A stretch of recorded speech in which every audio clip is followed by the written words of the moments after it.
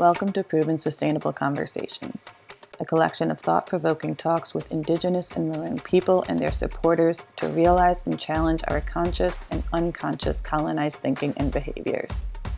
Each conversation, co-hosted by myself, Kelsey Green, and Ketu Aladoa, explores individual and cultural beliefs and practices for more holistic, harmonious, resilient living amidst drastic environment changes, informed by those who have endured ongoing historical efforts of erasure.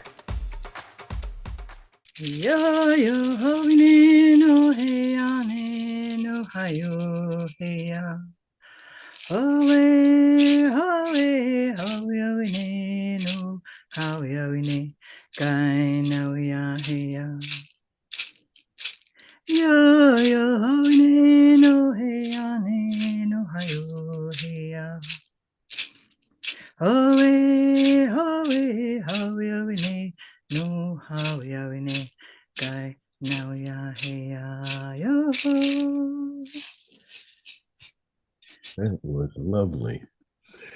Would you translate? Well, that was actually, there isn't a translation. It's more of a song in honor of women being life leaders, because we're a matrilineal society that we held in very high regard. So we always, that's kind of one of our first stances that our children learn is a woman's dance. All right. That makes all the sense in the world. Okay, let me offer peace and respect this afternoon. Proven Sustainable Conversations is honored to welcome Diane Schenandoah into conversation. A widely acclaimed sculptor, Diane is a faithkeeper of the Oneida Nation wolf clan of the Six Nations Haudenosaunee Confederacy. Born and raised in upstate New York on her Oneida Nation Aboriginal homelands, Diane's mother was a Wolf Clan mother of the Oneida Nation, and her father was a Beaver Clan Pine Tree chief from the Oneida Nation. And I just want to start with some of your words, Diane. You're reported as saying, working with Mother Earth gives me a certain closeness that goes beyond a particular art. It's the grand feeling of knowing the ancestors before have passed throughout this clay. Could you expound upon that? Well, that statement, it really is incredible acknowledgement of who we are as human beings, as who we are as caretakers of this earth, and everything is energy. Everything is alive. Every material that I work with has a certain energy. So that's the connectedness. We're connected from earth to sky. We're star beings. We say that, we've come here and settled on Turtle Island, and it is the women that had the land grow out from Turtle Island's back. But so that connectedness is very much a part of who we are. We have, we say we're from the stars, therefore we have the same or similar makeup as the stars. We're of the earth, therefore we need to ground ourselves and be grateful for the earth, Mother Earth, that takes care of all of our needs. So it's kind of an all-encompassing statement that kind of just brings every element in that surrounds us, every possible element that surrounds us, including each other as human beings. All my relations. All my relations, absolutely. Can you speak to the role of the ancestors? Well, the role of the ancestors is pretty amazing and actually miraculous that we are still here with our teachings. We are still here able to carry on our teachings. So though the role of our ancestors had done an amazing job in caring for our Mother Earth, that's why we're able to have our water here today that's relatively still clean. That, that the question is, can we do as good a job as our ancestors did in caring for our earth. That's what we need to kind of pay attention to, of what is our duties, what is our responsibilities, and how can we do better. Yes, absolutely. And so we are in ongoing relationship with the ancestors. Absolutely. They become our protectors, they become our Mm. guides, they become, our intuition if we pay attention. So it's very, very important that we can quiet the mind of all the noise that is going around to actually understand and know and continue our duties as human beings on this earth, which is to care for one another and care for the earth. Um, in my introduction, I mentioned that you're a faith keeper of the Oneida Nation. Can you explain what that means? Sure. Well, the Oneida Nation has leadership titles of 9 titles: 3 from the wolf, 3 from the bear, and 3 from the turtle. We have 3 chiefs of the wolf, 3 chiefs of the turtle, 3 chiefs of the bear. Then we also have as many clan mothers, 3 clan mothers, and so on. So then that's the same with the faith keepers. Now the chiefs are more or less the voice for the people. The clan mothers are the ones that appoint the chiefs. They're also the ones that can remove them. The clan mothers are responsible for the social, political welfare of the people, the spiritual welfare as well. And my duties as a faith keeper are kind of come in between that, in terms of sharing our teachings of who we are, to help uplift our communities, our youth, in a good way, in a spiritual way, in a kind way, in a loving way, in a caring way. That's kind of my duties. Okay. Are do your duties include, excuse me, include um, teaching the language? Not the language, not the language. No, I don't teach a language. In fact, I wish I could teach a language. I'm not fluent in a language, due to the atrocities of boarding schools. So a Mhm. lot of our language was greatly erased because of the boarding schools, and so my mother's mother, and so on, they were punished for speaking their language, and they were afraid that the children would be punished as well. Therefore, my generation, the next generations, they don't really know the language fluently. We have fluent speakers, but not a lot of them. Okay. Okay. Kelsey?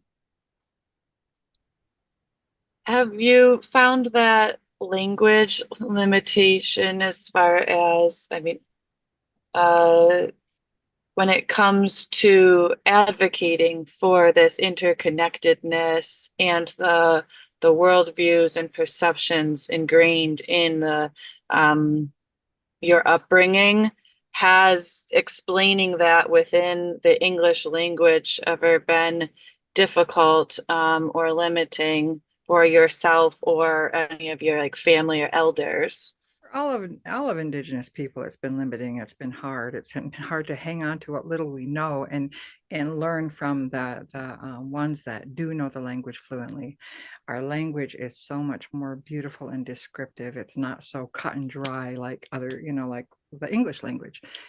For example, in our language, to say gonalunkwa means, we use it in the term of I love you, but that's not what it means. What it means is that you are as precious to me as the rain. I will try and take best care of you as I can.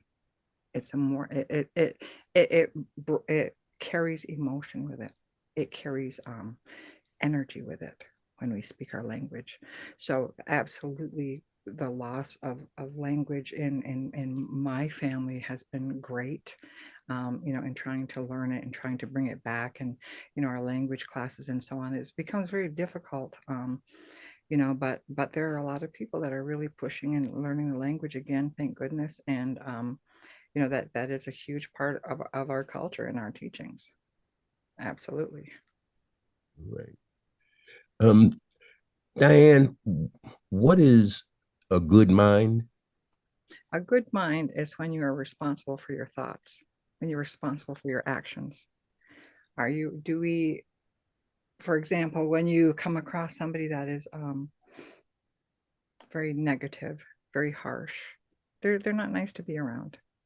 We need to be responsible for even in our thinking, in our own mind. We can get caught up in our own mind and thinking, all these negative thoughts. Oh, those ones or that ones. We need to be responsible for our own thoughts. We need to be responsible for our own actions, and and mainly stay in the day of our actions. Words are powerful. I'm doing a project right now that's called in fact, that's where I met Socks and his wife at Aurora, and you as well, at the college, out of Wells College, and when burying weapons of words, because that's powerful. Words are powerful. Words are what create these wars going on, today. So that's part of the process that I'm doing right now is trying to plant the tree of peace, the white pine, but as well to start burying those weapons, those words, that cause weapon, that are weapons of words. So that's what I'm doing is trying to do this, and I'm going to be doing another project, I think, in Casanova, New York, with that as well, is to try and plant another white pine tree and bury as many words of war as we can, around wherever I can go. And I'm actually kind of sort of ish following in the footsteps of Chief Jake Swamp, who was a Mohawk chief that actually started the Tree of Peace Society from Akwesasne Mohawk gentleman. So he passed now, but I think this is something that's really so desperately needed everywhere. So that's kind of one of my projects I'm working on. Okay, you preempted my next question, which was about the great tree of peace. Oh, okay. um, it's in Stone Quarry Park, Art Park. Currently, right now, the piece I did is in Stone Quarry Art Park. That was the first tree that I did, and that's a larger tree. And I actually I did a bench with a Haudenosaunee flag on there, and as well the description of how the Haudenosaunee came together to come together under peace, and it's the Haudenosaunee government that the United States government fashioned their government after. So even in that, when we came together to end war, it was underneath the great white pine, with understanding that we're going to bury our weapons and live under the laws of peace through love and forgiveness. And that's the Haudenosaunee teachings today that we still carry on. And that's part of my responsibility, is that we share these teachings of how we came to live in peace. And we came through love and forgiveness, because you can't forgive without love.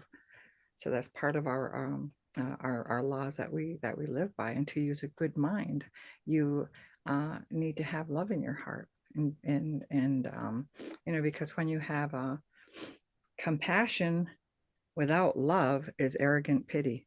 It just is. So if I answer your question. Very well said. Very, very well said. Can you talk about how the Haudenosaunee came together, how that confederation of Six Nations came together? Because that is so critically important to where we're at now. Oh, absolutely. Well, in our teachings, we say that all peoples were giving messages of how to live on peace, or directions, instructions, from Japan to Africa, or to, all peoples were given instructions on how to live in peace, including the Haudenosaunee. And as time went on, we kind of forgot our original instructions, and much war and very great destruction was going on here, fighting amongst ourselves, among our people, over 1,000 years ago. And now there's several different versions to this, and you'll hear different ways that it is told, but it's the exact same message, even though there's versions of it. Is that I say that there was a gentleman named Honwadiyenawa'sek who had 7 daughters murdered by an evil chief, an Onondaga chief named Tadadaho during this dark reign. And it said that we don't know if he wanted to marry them and Hayamwenta didn't want him to marry them, or if he was just, crazy killing spree or whatever. But they say that Hayamwenta, his heart was so broken that he just wandered for days, couldn't lift the grief. His heart was on the ground, couldn't function, couldn't eat, couldn't sleep, couldn't, just couldn't take it. And they say that he wandered for days and weeks and months up in the mountains. And, they say that, he just didn't want to live with such heaviness anymore and wanted to end his life. So he threw himself into this body of water. And when he did, it is said that the geese lifted this water so he wouldn't drown. Now, in our teachings, we say everything happens for a reason. And when that water was lifted away, he knew it was lifted for a reason. So he thought, I need to find a way to heal from this grief. I need to heal from this. So he decided to create a grieving ceremony. And so he, as the water brushed away, some say that it was wampum, the quahog shell, the purple and white shell. Some say that it was a cedar wood, but he began to make these beads.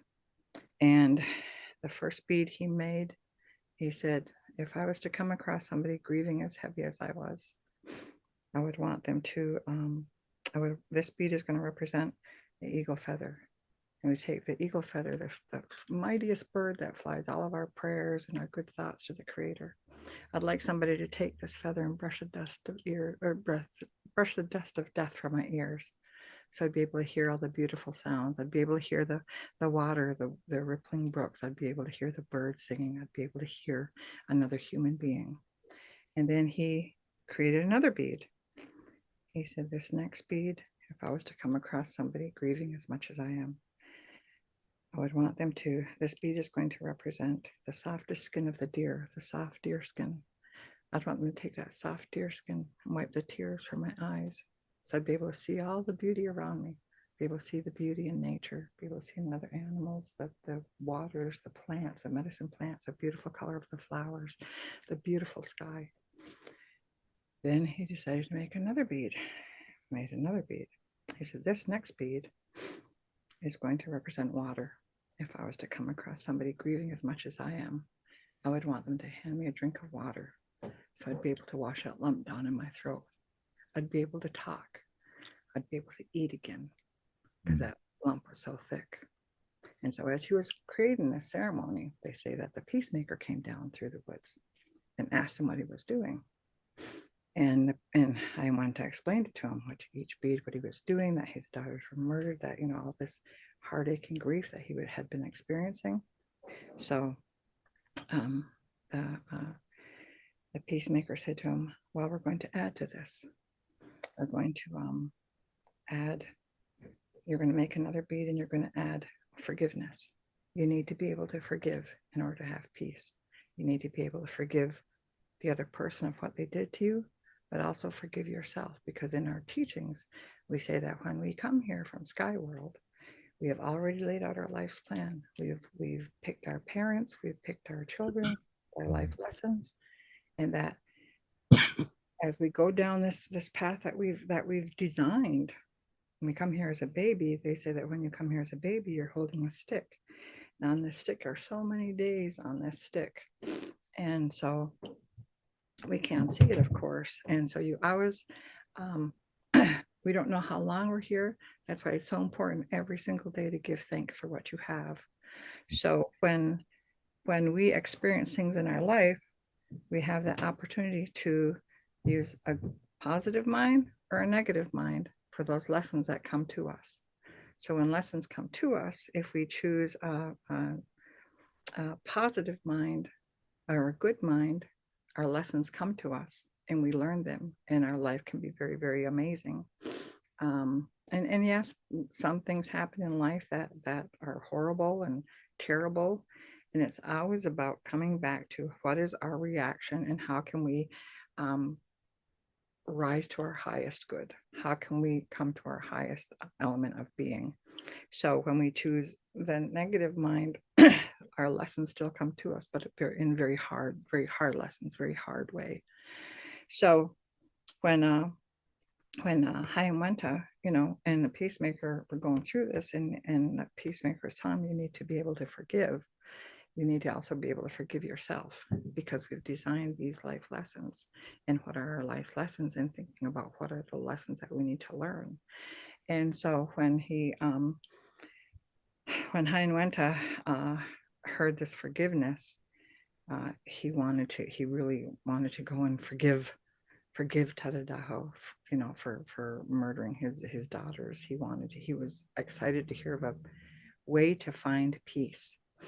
And when the peacemaker was telling him, you need to forgive yourself, they created another bead that would represent love, because you can't forgive without love.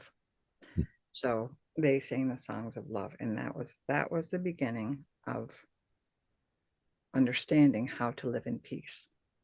So Hayamwenta, along with the first clan mother, Jagunsase, the woman Jagunsase was nearby. The two of them loved this message of peace. They loved it so much that they wanted to go and share it with the other nations. First, they decided to go back to Onondaga, to Tadadaho, to forgive him. Well, Tadadaho was so crazy. They say he used to tie snakes in his hair to scare people. He was just, we don't know why he was so crazy. We don't know why he was so murderous. Some say maybe he, maybe he was abandoned as a child. Maybe he, maybe his mother died somewhere along the way. We don't know why, but he was just so, they say that he had 7 crooks in his body. He was all bent over. It's just evil. And so when Hayamwenta went to Onondaga to tell Tadadaho he forgave him, Hayamwenta, Jagunsase the peacemaker, Tadadaho just went crazy. I'll kill you too, and chase them away, chase them out of there. So they were determined to spread these messages of peace, how the Haudenosaunee can come together as peace. So they went to the other nations, that the Mohawk, the Seneca, the Oneida, the Cayuga, all the other nations, and gathered up people. Everyone just loved the message of peace. This is how we can live in peace. So as a collective, they went to Tadadaho again. Now, these people, when they came to Tadadaho again, they sang songs of love. They said they forgave him and that they loved him and wanted him to, join them in forgiveness. And they say that he was so amazed at the energy of love that came to him, of the songs that were coming to him, of the people that were coming to him. He was just so amazed that it actually kind of like just overwhelmed him, to the point that they say his 7 crooks began to straighten. And that they say that he just began weeping and crying because he didn't think he was lovable.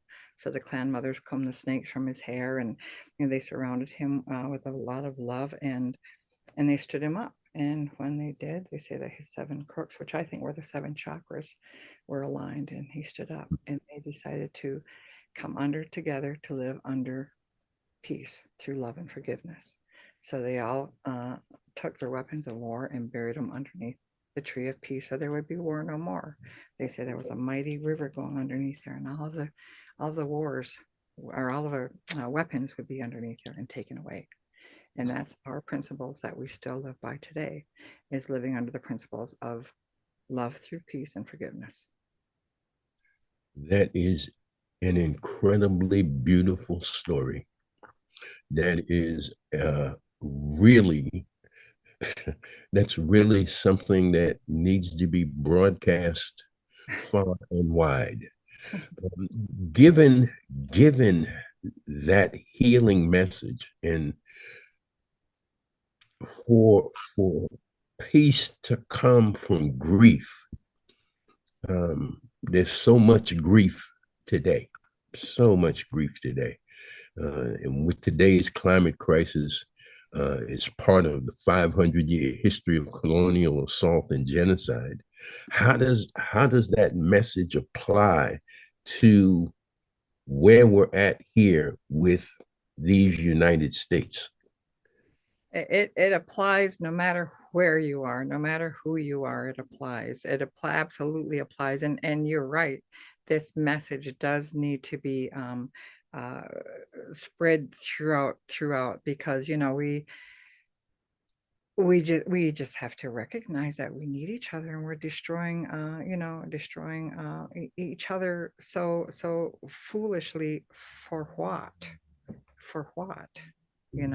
for control.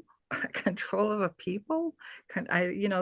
That's always what baffles me. And in our teachings, we say that the saltwater people were going to come over here. They are going to come to our lands, because they have something to teach us, but as well we have something to teach them.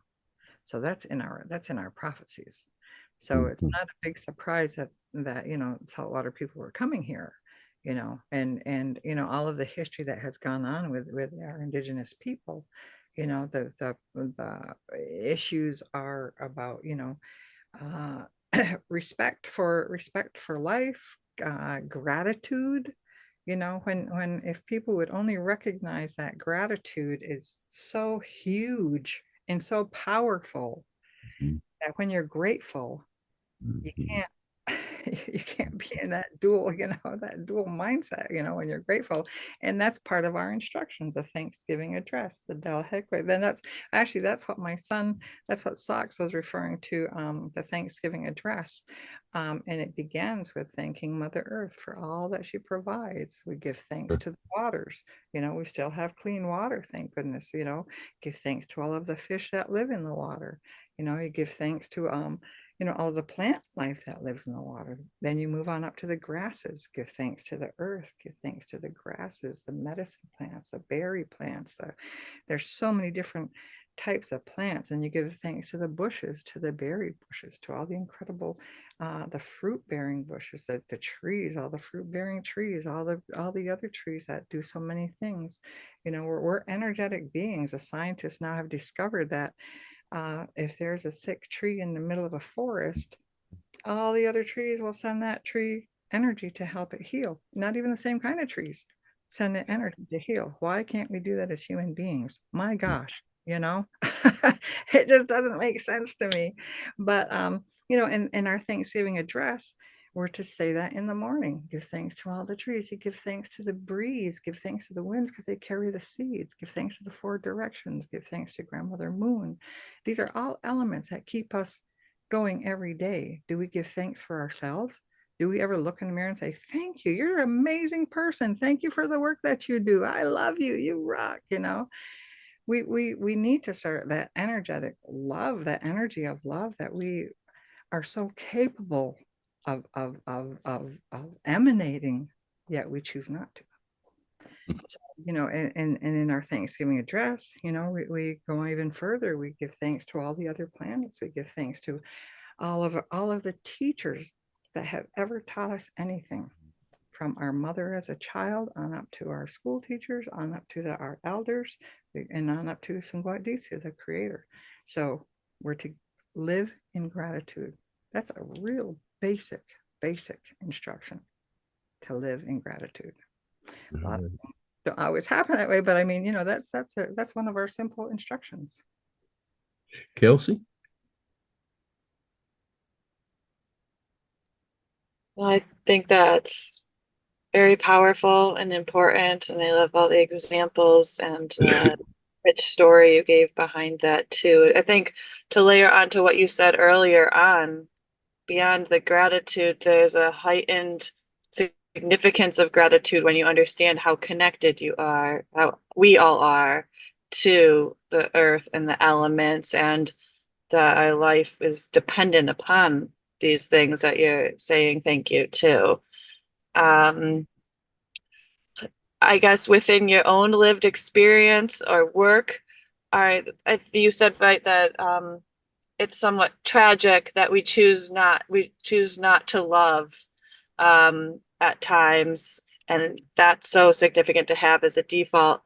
But I'm wondering, something we talk about a lot with Proven Sustainable are the bigger, of course, like colonial and imperial systems that us as individuals also are operating within, that can make it difficult as an individual to choose a more aligned path or choices at times. So I think within your own experience or work, are there sometimes these bigger systems or structures that you see are, kind of recurring, that you're putting your focus on, or have been, bigger presences for, challenges or those words of war kind of obstacles for you?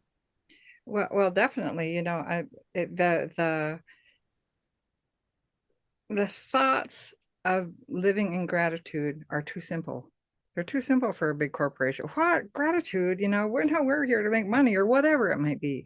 It's too simple, and the sad reality is that it's more of a I, me society today. It's all about what will I gain, or what will I have, or what will I do, and you forget about the bigger picture of us needing each other. I'm sorry, I kind of lost it. I lost my train of thought with your question, but the bigger structures, part of as an indigenous person, and in what I'm doing today, it's always been a challenge and a struggle because we've been erased. We've erased from history. And so it's an incredible challenge, and people look at indigenous people like, oh, you have some deep spiritual, something or other. Well, yeah, you could too, but it's not so much about an I, me, and our own history. My gosh, I'm working at Syracuse University right now, and it's awesome. They're so supportive, and they're really just have been just incredible. The position that I have there now is called Honwadiyenawa'sek, which means one who helps them. And it's a position that part of it is, as a faith keeper, that's part of my duty, is to share these teachings that I just shared with you.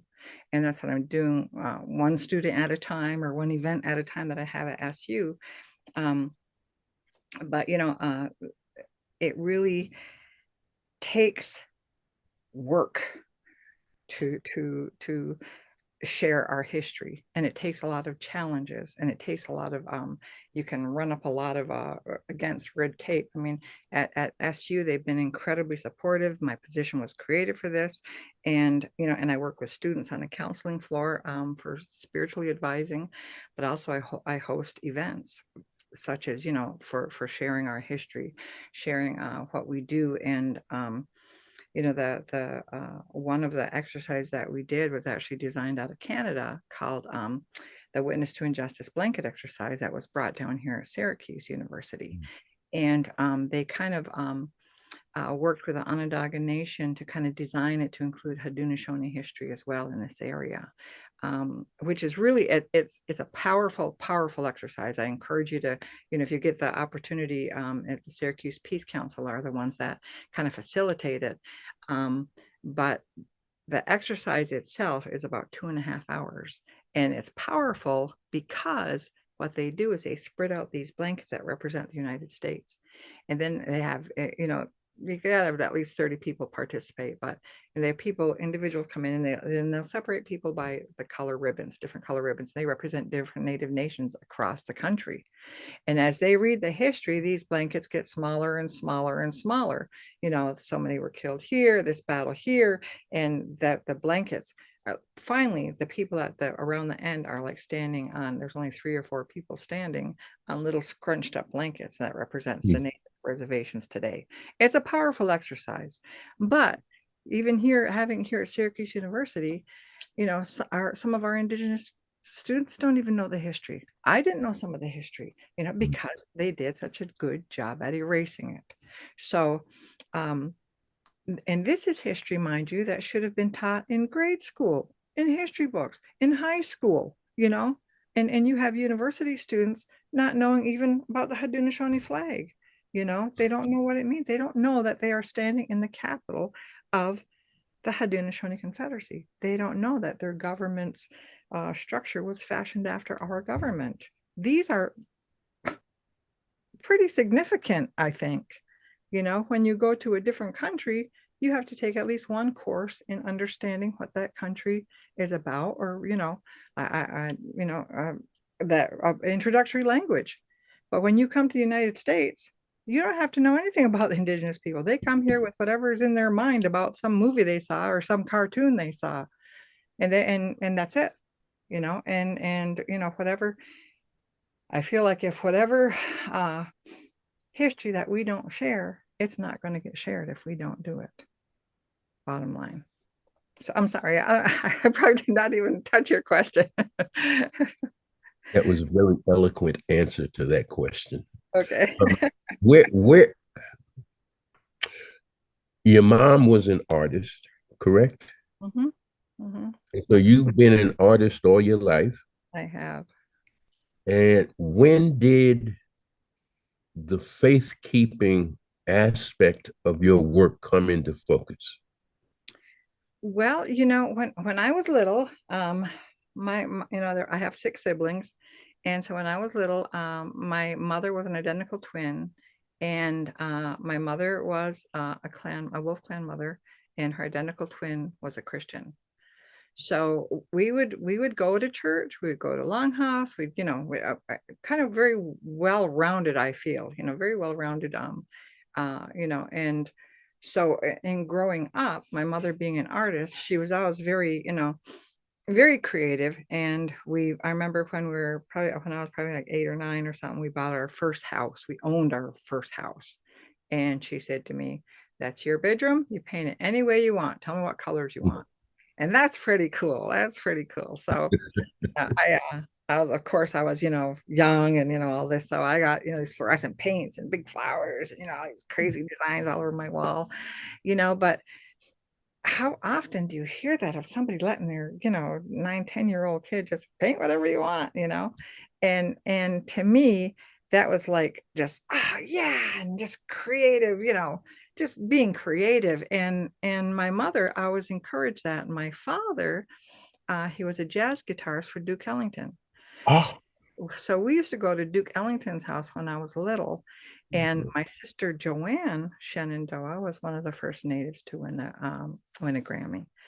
So she was a singer. I sung with her for the last 40 years, and we traveled the world. We sung at the White House 5 times. We sang at the inauguration balls. I'm open for Willie Nelson. Of course, I've got Johnny Cash, a picture of Johnny Cash giving me a kiss on my cheek. So, we've had a lot of fun. I had a lot of fun. She passed away 2 years ago, which was a great loss for our whole community and nation, for that matter. But yeah, I was raised in a very artistic family. I'm very, very grateful for that. And, as I was growing up, we used to do energy work around people, if they had back pain or whatever, and I kind of thought it was, everybody did it, so that was kind of something that from a young, from a young person, I kind of had that, and the artistic, and singing. My sister, I'd sing her backup singer with Joanne. So, very, very artistic reason for sure. Yeah, upbringing. and the medium for your sculpting, bone and stone? Bone, stone, clay, wood, any materials, any materials I can get my hands on. Yeah. Can you talk about your series of women that you've created? Yeah, well, gosh, I do all kinds of them, but I initially started out with clay, and I did a lot of mother and babies. And because we're a matrilineal society, that's like we are life givers. All of life flows through the women. So um, that was something that kind of started out early on in my artistic abilities, was to do a lot of mother and babies. I love doing babies. I love doing mothers. I love carving faces. Next thing, I love carving hands.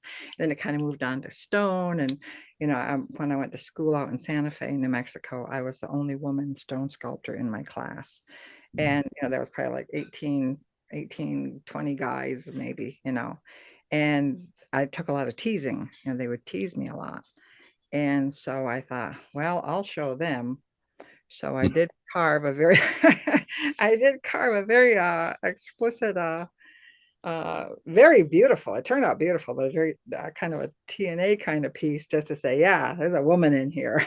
So, and she turned out gorgeous. So, and I sold it right out of the studio. So I was excited about that. So that was cool. Was there a difference in these two schools that you attended, the one in New Mexico and then Syracuse? What was Oh, the principal difference? they're very hugely different. Well, in Santa Fe, it was the Institute of American Indian Arts, Uh-huh. and yeah, and I moved out to Albuquerque in '79. I went to school in Albuquerque for 1 year at the Polytechnic Institute in Albuquerque, and then I attended IIA, and it went. There was the arts were just like incredible. I was in heaven there, and I end up getting uh, two associate degrees, one in creative writing and one in sculpture. So I was an artist for many, many years after I graduated, came back here. I got back into the politics with my mother. It was my mother, she'd take me to every meeting, every, ceremony, everything when I got back here. And so then I was asked in 1988 to be a Wolf Clan faithkeeper from my Wolf Clan. Uh, Yeah, so I stayed up here, and then in when was it, 2000 sometime, 2008 or 9, um, the Haudenosaunee Promise Scholarship with Syracuse University came up, which is really amazing. Syracuse University is supporting, Indigenous people so much, and so I applied for the Haudenosaunee Scholarship and got it. And I decided to go back for foundry work at Syracuse University. So I did go to the Com Art spaces there and the Fine Arts VPA, and I graduated. So I was just spent the whole time in a foundry. So I walked in there with my portfolio and showed the professors, and they're like, "Have at it." So I had a great time there as well. Yeah. so, Kels? I love the story you said too about the stone and the woman in the stone, because also about making a statement, but then the strength of women. You as a great example of that too. Are there any other pieces of art that you have created throughout the course of your life, or more recently, you really want to speak to the significance of what they mean, or have a really important story to tell here today? Well, for sure. I mean, the women are the ones that choose the leadership. They're the ones that can, remove them from office, the clan mothers. And, like I said, the women are held in very high regard. But as well, it was the women that did the planting because of that life force that would flow through us. And, the women are the ones that decide or not whether we go to war or not. Now, doesn't that make sense? It's the women who decide whether or not they want their children to, is this a subject worth our children dying for? And separated among the women before they would consider going into war against anyone. So, that which makes so much sense, makes so much sense. And it's the women that, the women, we follow our clans. Like my mother was Wolf Clan, therefore I'm Wolf Clan. Her mother was Wolf Clan, so I can trace my lineage down through my clan. So that's something that's very important. So you always follow the mother side. And that's kind of like almost like our last name, if you will. You're not allowed to marry into your same clan. It's the clan that it becomes your family. And the man, when you marry, for example, if I was to marry a Seneca from the Deer clan, they would have to come to my home and move in, because all of our children would be my clan, Wolf Clan. That answers your question. Power of women. Women. Yes. Yeah. Yes. Yes. These core concepts are central to our work at Proven Sustainable. Sustainability, endurance, resilience, freedom, resistance, sovereignty, and reparations. Is there one of these that resonates most for you in your work? Sovereignty. Sovereignty. Yeah, sovereignty is so, it's been so, gosh, it's been so hidden and erased, yet it's in the Constitution that the treaties are the law of the land. Yet they've not, the United States has not held up a single treaty. And we print our own passports. We govern ourselves.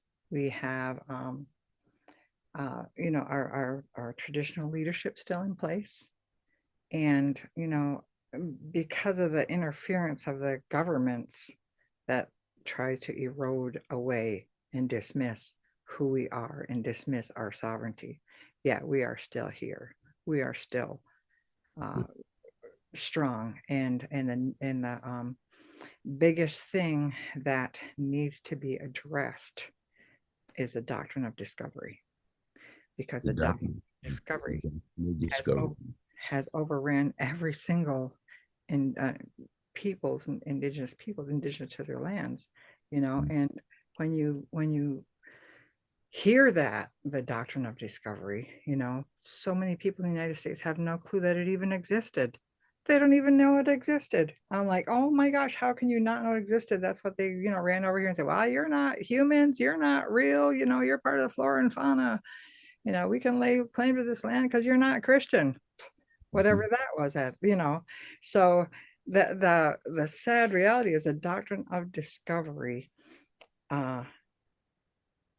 is an outright lie. And that's what needs to people need to kind of realize, that this lie is ongoing and it's being perpetrated, and it's still, you know, and you know, that's why I say sovereignty. We're a sovereign people, and we remain a sovereign people no matter what anybody says. We're a sovereign people. So that's what I kind of run up against, you know, in my own you know, my own world. Yeah. Yes. How can this conversation and its listeners support your work in the future? Share whatever I've shared. Yeah, that's you know, that the need for peace through love and forgiveness is so paramount. I can't imagine anything more powerful, because, you know, we need each other. We just do. We just need each other. You know, can you scratch the middle of your back? No. You know, so you know, and it's about living in gratitude. You know, if we live in gratitude, so much could change, so much would change, you know. And I always think about, when, you know, whenever I share some of these teachings, it's so simple that it's almost too simple to believe. You know, it's almost too simple to recognize that if I just live in gratitude, if I'm just thankful for everything, really. One time, this old chief said to me, you know, Diane, a lot of life's problems could be solved by one thing. And I'm thinking, what? One thing? What, are you kidding me? And he says, it can all be solved by the Thanksgiving address. And I'm like, and you know, it took a little bit for me to understand that. I'm like, by the Thanksgiving address, you know. And you know, over the years I would think about it, and living gratitude. How tough is that? You know, I mean, we don't live in gratitude enough, you know, of our people. We are so quick to judge. We're so quick to be angry. We're so quick to, you know, what about me? You know, that kind of, you know, it's an I society. One time, and I wish I could remember where I saw this, but one time I saw this commercial, and it was so well done, so appropriate. I know it well done. It was so appropriate. There was this huge wooden bowl, and if this rings a bell or you know where it was, please let me know, because it was amazing. There was like this huge wooden bowl, and all these people were sitting around this bowl, and each person had super long arms, and each person had super long spoons, just big long spoons in their long arms, and a huge bowl filled with food. And so, of course, you know, reached down there trying to feed themselves, and their arms were too long. They couldn't even reach their mouth. Their arms were so long and their spoons were so long, until finally they realized they could reach down, get some food, and lean over and feed their neighbor. And their neighbor could reach back and feed them. And I was like, wow, that's genius. That is brilliant. That's exactly what we need to do. We need to love and care about each other. You know, we're of the same energy. You know, we're energetic beings. And when we're not mindful of using a good mind, that's when that love needs to we need to exclude love. Another one, it sounds like old hippie, you know, but but it's true, you know. So that's just kind of I think, you know, we need to do so much better as human beings, you know. But living in gratitude is something that's really just key to everything, to the survival of our people, to survival of human beings.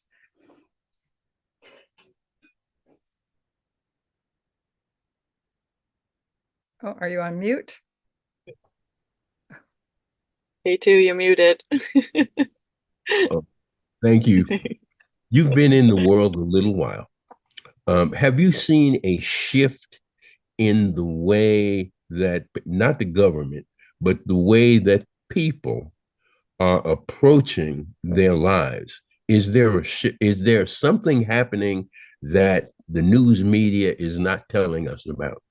Oh, absolutely. And thank you for that question. Absolutely. There is a shift. There is a shift, you know, and it's interesting working at Syracuse University, because the young people are the shift I see. The young people that are coming in and wanting to know, why am I here? Why am I going to school? What, you know, I don't know my purpose. I don't know why, you know. That's the shift, is that people are seeking, and maybe not just, you know, university students, but people in general are seeking. People want to feel peaceful inside. You know, you want to have peace. You want to feel connection and peace and community. And you know, that the shift in the young people, you know, I mean, I see them one at a time, or I'll see them at events that I do, but you know, that is their main ask, is that, how do I find this? How do I find what I'm here for? And I said, it's very simple. You start your day out by saying thank you for yourself. Thank you for the day. Start loving yourself and caring about yourself. And when you come across something that makes you so happy, that's what you're supposed to be doing in your life. We're supposed to live in joy. When you hear the birds chirping early in the morning, that's our reminder. Live in joy. Live in joy. We're human beings that were given so many gifts. We have these incredible gifts that we come here as babies. But what do we do as adults? We tamp that down. Be quiet now. Stop talking. You go sit down and be quiet. It's not time to play. You know, we do that to our children. You know, and those children grow up thinking, I better be quiet. I can't sing. I better not make too much noise, you know? And we continually do it to ourselves, but we're incredibly creative beings. And if we can allow ourselves to be these creative beings, that's really where we find our income, where we find our joy, where we find our livelihood. It's when we are doing things that uplift our spirit, bring us pure joy. That's part of our duty. So when we see those birds, that's our reminder. Hear those birds chirping, that's our reminder.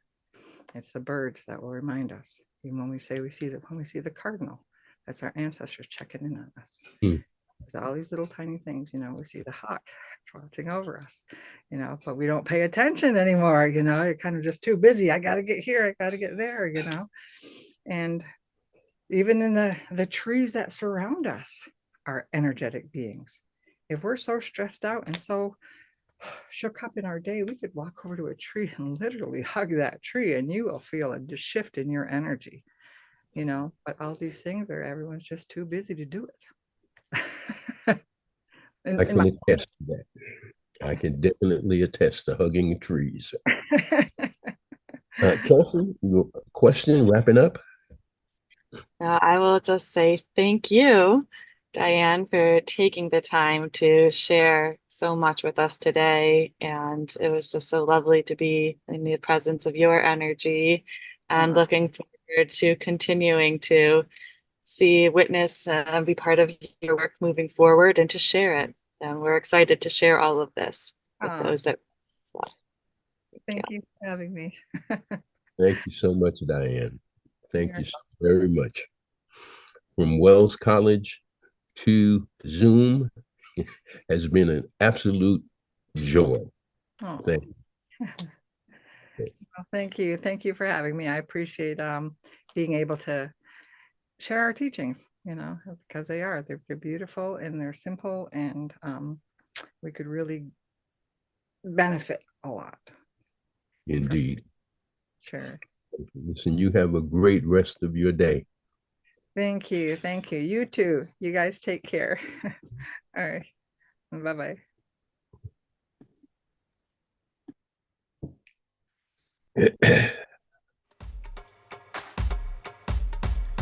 We hope you found this conversation insightful and thought-provoking. Please like and follow the Proven Sustainable podcast to spread the word and stay tuned for more engaging dialogues. Additional information and resources are available within the episode description and online at provensustainable.org.